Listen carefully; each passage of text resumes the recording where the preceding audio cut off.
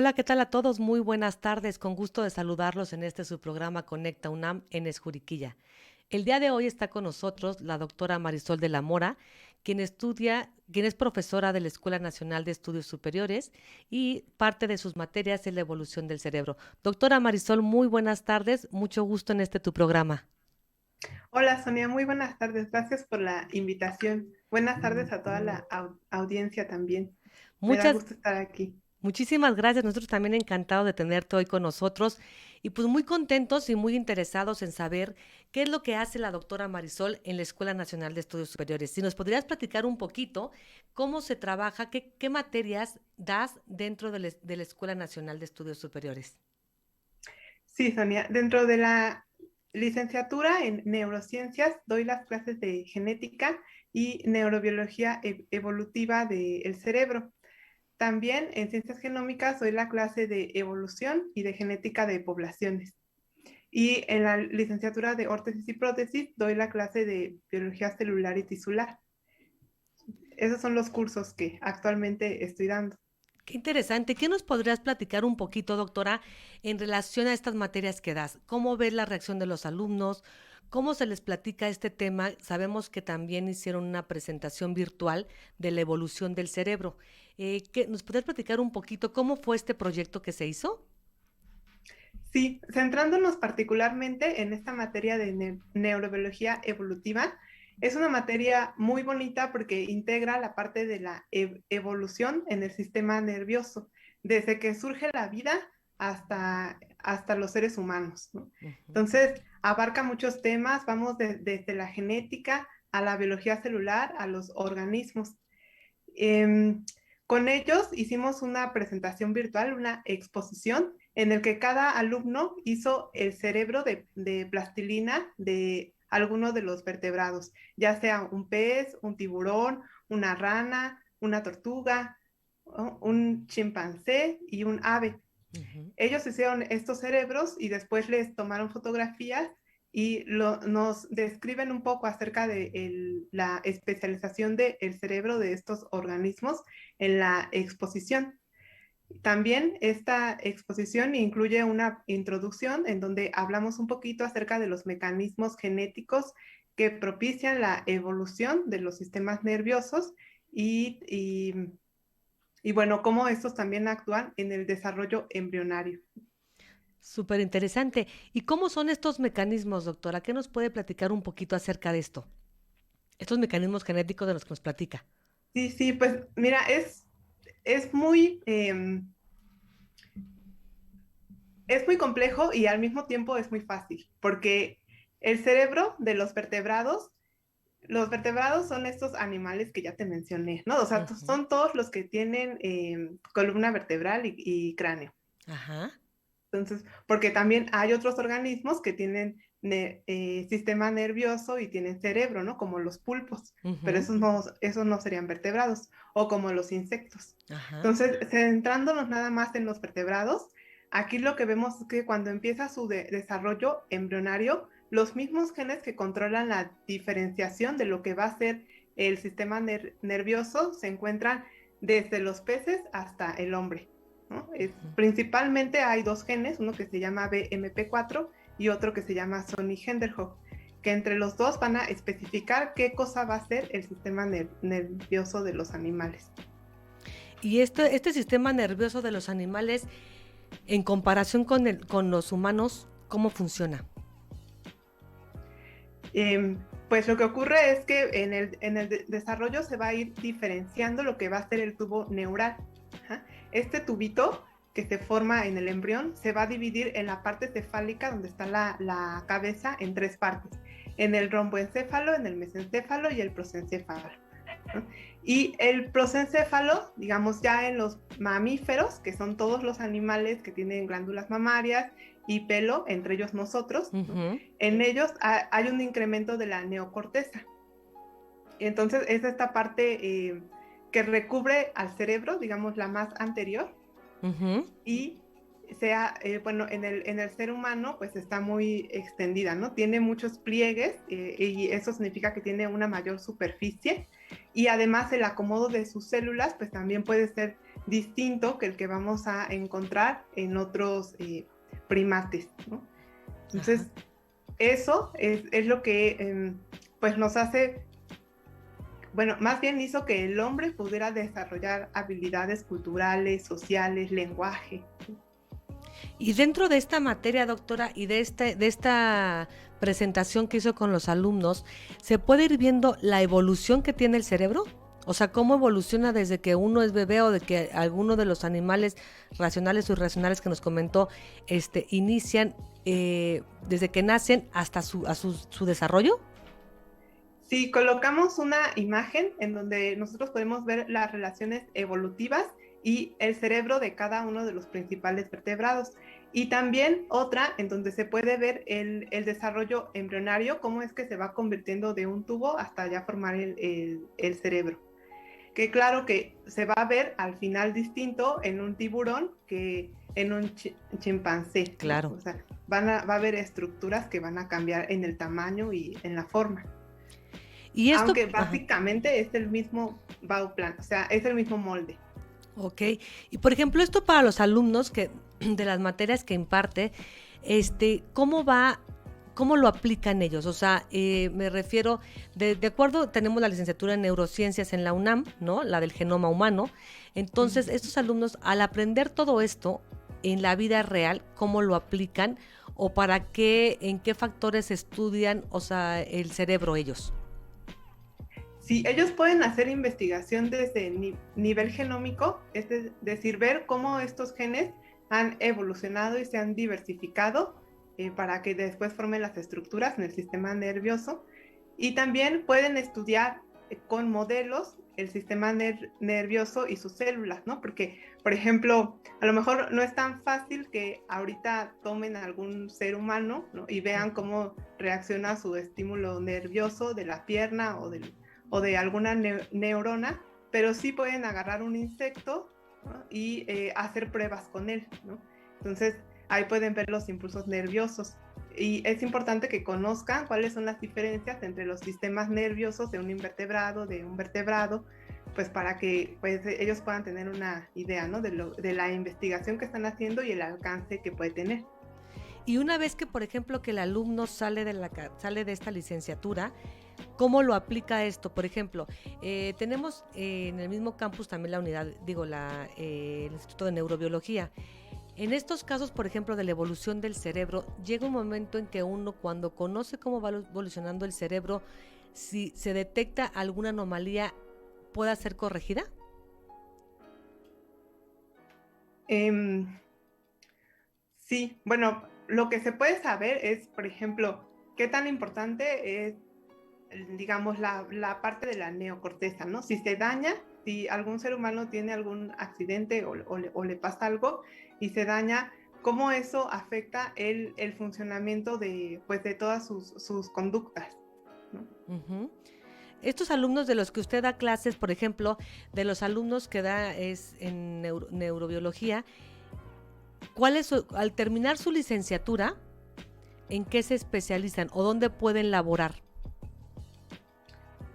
Pues pueden hacer investigación, pueden dar clases y pueden estar en la parte clínica, como asistiendo a neurocirujanos o haciendo esta parte de como asesoramiento, ¿no?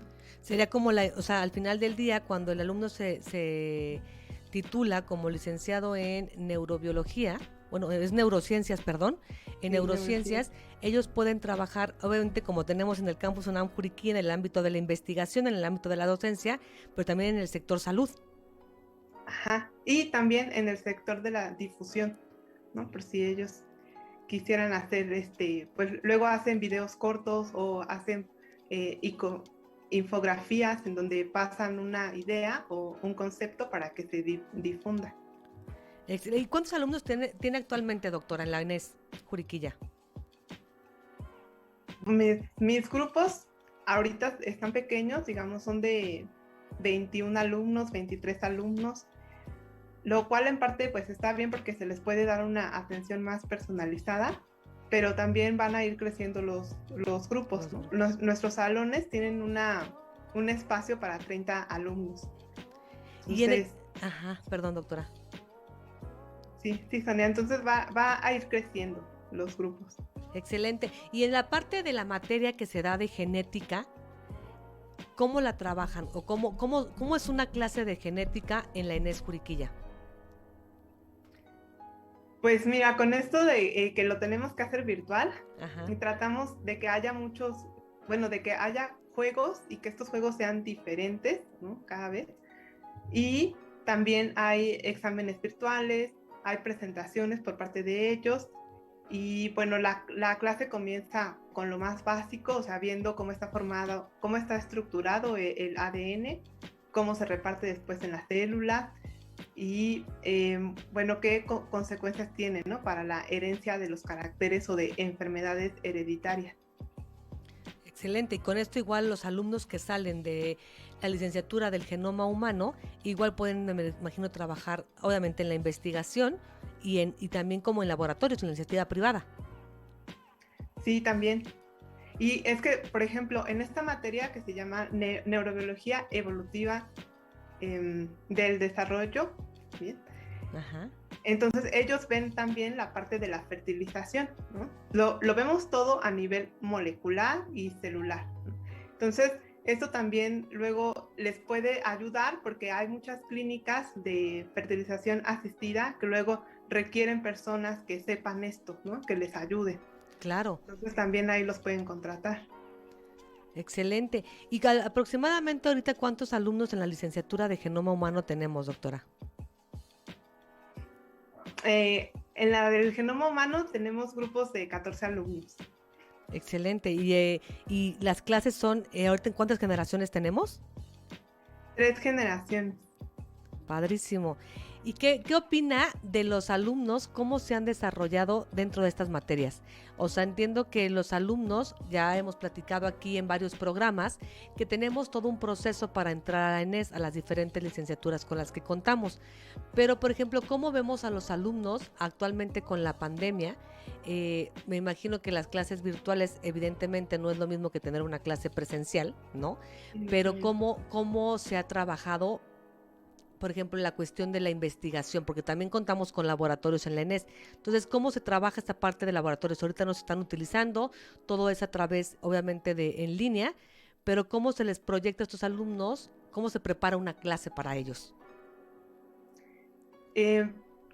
Pues mira, respecto a la parte de los laboratorios, ahorita que es el intersemestral, sí se han hecho grupos pequeños y han asistido alumnos a hacer su práctica, ¿no? Tal cual, para que no se pierda eso. Pero también hay profesores que graban su práctica y se las pasan a los alumnos para que ellos puedan ver todo el procedimiento en tiempo real, digamos.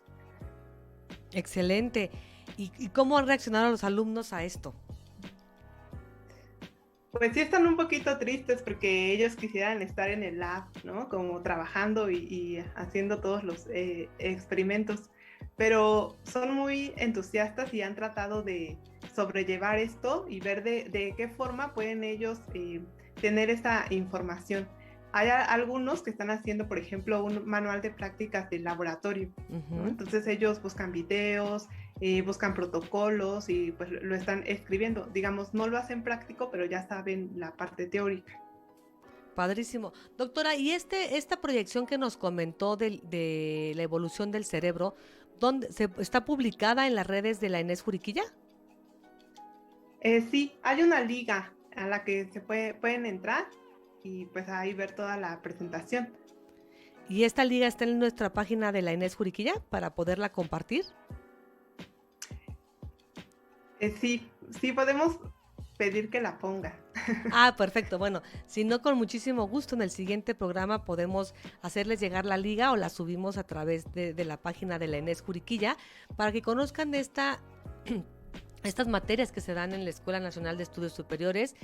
Cabe mencionar que todos nuestros docentes tienen doctorado, como lo es la doctora Marisol de la Mora. Y doctora, ¿qué nos podría comentar acerca de cómo es la reacción de los alumnos en sus materias. Los alumnos se ven interesados, los alumnos están contentos con las materias.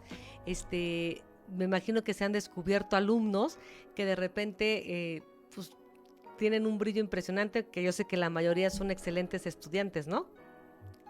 Sí, hay alumnos muy participativos, o sea, tienen prendida su cámara todo el tiempo, están haciendo preguntas. A mí me encanta que tengan prendida su cámara porque puedo ver sus rostros, ¿no? Y si veo que como que no le están entendiendo, entonces puedo volver a explicarlo sin que me lo pidan.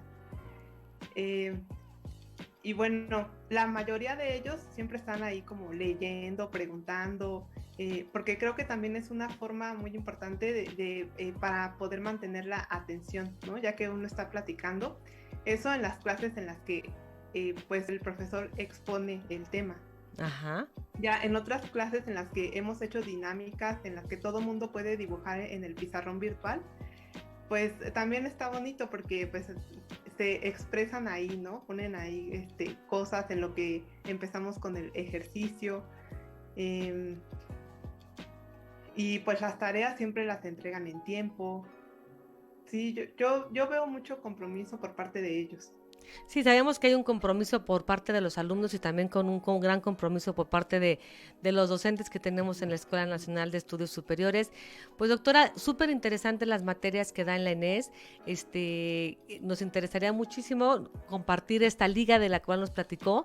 Que yo creo que vamos a pedirle a la gente de la ENES que nos apoye en subirla y para que la gente pueda entrar y compartir y ver qué es lo que trabajan nuestros alumnos dentro de la escuela de estudios dentro de la escuela del ENES. Sí, Sonia, muchas gracias. Al contrario, doctora. Sí, les vamos a intentar compartir esta liga para que la tengan. Y bueno, la verdad que es que el tema de la evolución del cerebro es muy grande y tiene muchas particularidades muy interesantes que luego también pues creo que pueden servir o partir de ahí para hacer investigación. Porque hay como ideas, ¿no? De que el cerebro va creciendo a medida que evoluciona, ¿no? Uh-huh. Entonces, hay también, o sea, no es lo mismo el cerebro de un pichón que el cerebro de una guacamaya, ¿no? Uh-huh. Entonces, las guacamayas pues tienen el cerebro más grande de lo que se esperaría de acuerdo al tamaño de su cuerpo. Entonces, la verdad es un tema muy complejo, es muy interesante y pues, bueno, ojalá que se puedan meter a la liga, disfrutar un poquito también de los modelos que hicieron los alumnos, ¿no? Se esforzaron por hacer detallados cada parte del cerebro, los nervios, les quedaron muy bonitos, la verdad. Y de todo esto, doctora, por ejemplo, para hacer esta presentación, el alumno, ¿de dónde empieza a investigar? Obviamente, me imagino que como docente se les da el aprendizaje, evidentemente, pero el alumno, o sea, empezaron a hacer lo que es su presentación y cómo lo hacían, o sea, para la investigación o sea, cómo saber la diferencia de una guacamaya, ¿no? De un chimpancé, o sea, obviamente esto no lo pueden hacer a través de un laboratorio, sino a través de investigaciones. Sí, de consulta en la literatura. Principalmente utilizamos un libro que es el autor Neuer de 1997. Ajá. Bueno, en realidad son 2 libros y son como 2000 páginas, ¿no? De evolución del cerebro de los vertebrados. Ok, y ahí el alumno se basaron en este libro, en la literatura, para empezar a poder trabajar la presentación. Sí, para redactar un poquito acerca de las particularidades del cerebro de cada vertebrado.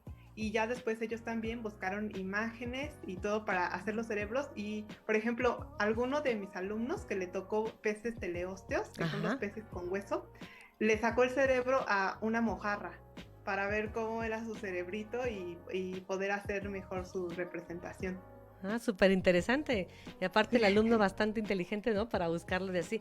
Y por ejemplo, doctora, ya cuando empiezan ellos a hacer durante esta práctica, las dudas o lo que van investigando, ¿se encontraron cosas distintas a las que, a lo mejor a las que no, o más bien cosas distintas que no se sabían?